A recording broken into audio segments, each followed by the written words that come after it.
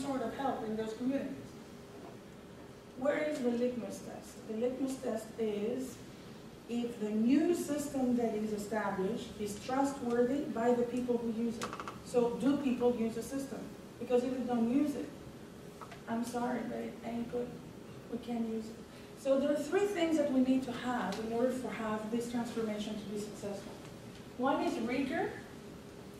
One is vision, the political will, the individual who actually runs the country. The CEO of the country has to say, yes, I want to do it. I understand it's important. I'm realizing that we can't go further on in the way it is. Therefore, I really want to do it. Second is rigor. I choose that I'm going to do it. I'm going to go ahead. How am I going to go about it? It requires discipline. Unfortunately, not very many politicians have the discipline. Many of us who are around politicians need to provide that discipline. And we should not really all expect that it's going to happen by one person, by the leader of the country. So he just needs to have the vision. We can provide the rigor. He needs to accept the rigor. The third one is the trust, and they all interlink with each other. So their vision has to have rigor. So imagine a plane, right? You get in a plane and the plane goes to LA. I took a plane going to LA. Imagine if the pilot decided suddenly not to go to LA, and it was like, I don't know, like these pilots the other day I was reading. They want to go to LA. It wants to drop, I don't know, where would be our closest route? Oregon or something. Yeah, I would not have been here. It would have been a problem. Would I want to take a plane anymore? You know, there is a problem with trust and start wondering. The same question. So if we want to engage people in the reforms and have them participate, they have to really believe that we are doing the right thing. We're not going back and forth, there is not U-turning and so on. So the first thing is we need to understand the characteristic of the asset. Now, property itself is it's a unique characteristic in economics. It combines both social and economic aspects to it. It is not just shelter. It is wrong to just consider property for low-income housing, shelter, or any sort of like this habitat for whatever. Wrong, wrong, wrong. Because people speculate. Because property has also an economic aspect to it, which is an investment, a saving, right? We hoard, we go, and we build. So all these housing programs that I've seen for low-income housing, because they know that individuals, what would be the DNA of a poor person different from a DNA of a middle-income person or a rich person? What they do, they get these little plots of land that are subsidized, that are this, that are that, or something else, then they flip them right away. They prefer, they'll make a better profit, they'll go buy a house somewhere else which is nicer from the original ones that was given to them from a housing scheme. All right, so you already have distorted ones in the market, you distort it further, you create further speculations in the process. So what you should be, on the other hand, if you concentrate on looking at property just as a, security, asset-backed security, asset that is going to be covering all sorts of bonds and derivatives and God knows what, then you again forget all about homeowners. Again, we have a separation. So we have to constantly think of both of them being one and they engage into the same one asset. The second thing is reality check analysis. So we go today and we see a problem. We need to make sure to identify and untangle the historical aspects. What are the baggage of these problems? Baggage do not only apply in relationships, guys.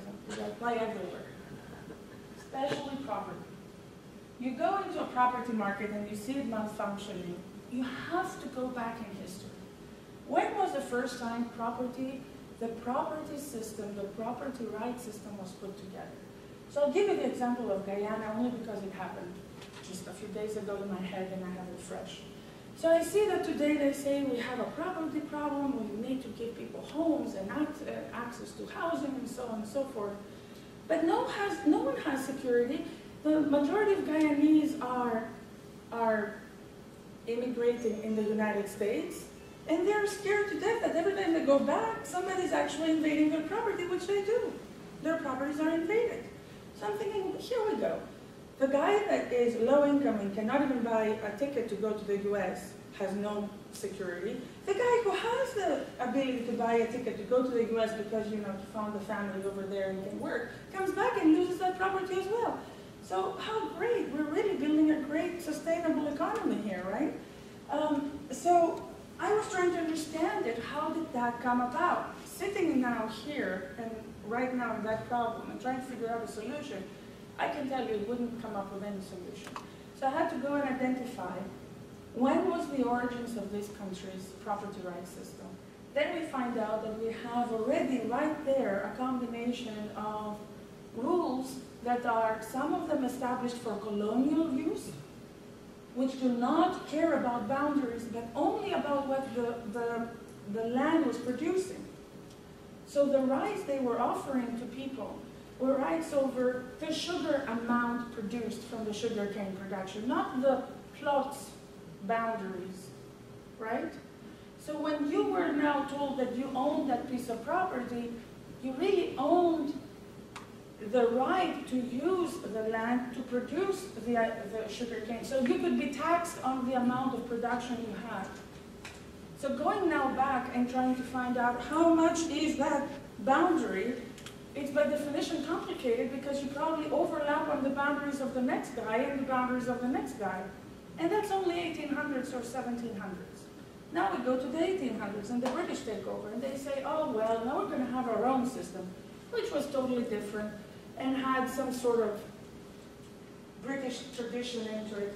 And we're coming into more and more, and I'm not going to bore you more, and we're coming to 2009 where they ended up having, today, as we speak, two property rights systems conflicting with each other. They have a British title system, or property rights system, and they have an initial common Roman law Dutch system. And none of the two are secure, and they don't have a mortgage market, or will they call the fact that they do have mortgages? They just use the property as a last resort. So basically they give somebody a reputational loan based on his last name, his knowledge, his connection in the community, how well his father is known in the community, his brothers, and so on. And then, of course, they say, and we will also take your property as a collateral. In other words, if you don't pay us on the base of your income, on the stability of your income, on the base of anything else, then we can also use your property. But they never really do, because also it's not an enforceable collateral. And that is, in a little more sketchy form, the reality check. So we start from the initial time, and then we identify each historical break and try to see how we get to the diagnosis, what is really the outcome that we get to. Now, as a social entrepreneur with a triple bottom line and having done all this big and extraordinary analysis of mine, I'm sitting here saying, what is the way I'm going to create trust? Let's say I'm sitting here and I'm designing this beautiful property rights system. In Guyana we have two. I'm going to connect them together. I'm going to go to the ministries or whoever. I'm going to say, that's the right design. Take it. How is it going to work? Best way to do it is by aligning, identifying that the market has private sector, owners, and government. Whether we like it or not, all of these three exist. So we need to align them and create partnerships with them. And we need to do it in a very interesting way, whereby the reform, remember I told you you have the spectrum and you're sitting somewhere in the middle. Now you have to make sure that the reform engages even those guys that they feel or they think that they're going to be the losers. Having done reality check analysis, you know exactly why they do that, why they feel they're losers. So you respond to their fears and explain to them that in reality, in the end of the day, they're going to be making much more because we're going to have higher level of transactions afterwards. No, we have only 4 transactions a year. Afterwards, we're going to have more than 4,000 a year. So there is a higher rotation.